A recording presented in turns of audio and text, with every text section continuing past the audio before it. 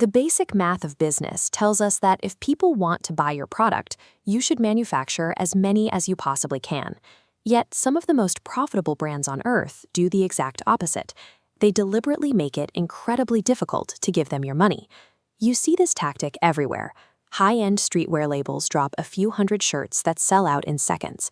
Luxury watchmakers keep eager buyers on wait lists for years. Fast food chains pull wildly popular items from their menus, and video game developers lock away digital outfits behind tight release windows. This strategy taps into a psychological blind spot known as the scarcity principle.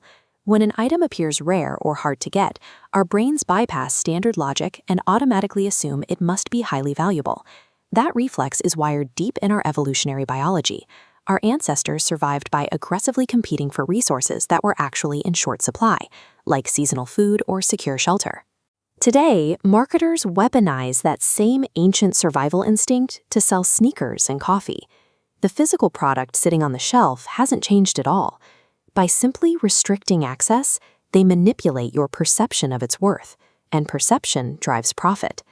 At the immediate point of sale, brands use this manufactured scarcity to trigger a very specific, uncomfortable emotion, the fear of missing out. When confronted with limited availability, your internal dialogue shifts. You stop evaluating whether you actually need the item or even like it, and instead start panicking about the opportunity disappearing forever. E-commerce platforms design their user interfaces to amplify this panic.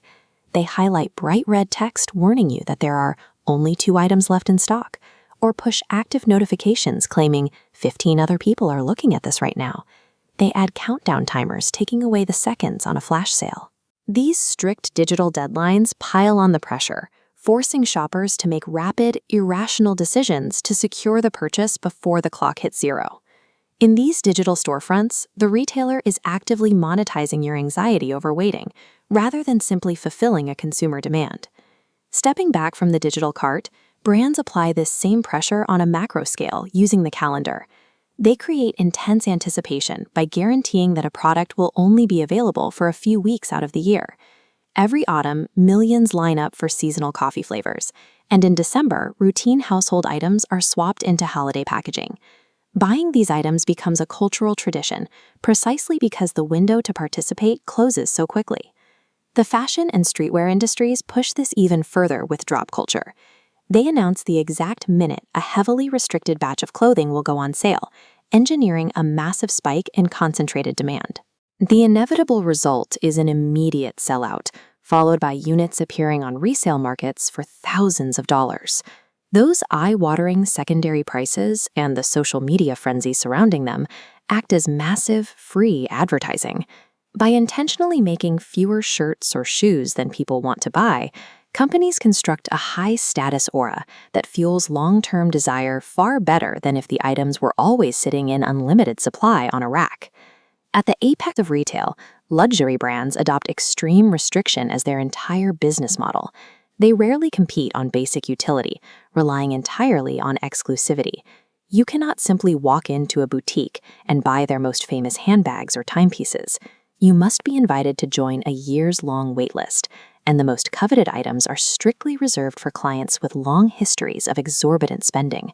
This logic also extends past the physical world. Video game developers lock character skins, weapon cosmetics, and battle passes behind limited-time events, denying players access once the event ends. The economics of this are completely detached from physical reality. These companies deliberately choke access to virtual assets that cost absolutely nothing to infinitely duplicate and distribute. Whether the item is forged from rare Swiss steel or rendered in pixels on a screen, the financial result is identical.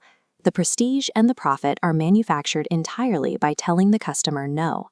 All of this careful psychological manipulation shows up cleanly on the corporate balance sheet, translating directly into vast, measurable financial gains. This chart shows the relationship between inventory and margins. In a traditional model, producing high volumes carries the heavy overhead risk of unsold stock, leading to lower margins. By slashing inventory, risk drops to 0, and scarcity justifies premium markups. This low supply sparks social hype and free marketing, looping right back to guarantee high demand for the next limited release. By converting standard commodities into fleeting cultural events, corporations construct a direct pipeline from engineered consumer attention to optimized revenue. There is a threshold where this clever marketing steps into a gray area, and occasionally outright deception. Some online storefronts employ fake countdown timers that simply reset to 0 the moment you refresh your browser. Other brands heavily market exclusive collections, only to quietly restock the exact same items a few months later to capture remaining demand. Manufacturing this fake urgency will reliably boost quarterly numbers, but it carries a fatal long-term risk. Customers eventually recognize the pattern, destroying brand loyalty and breeding deep market skepticism.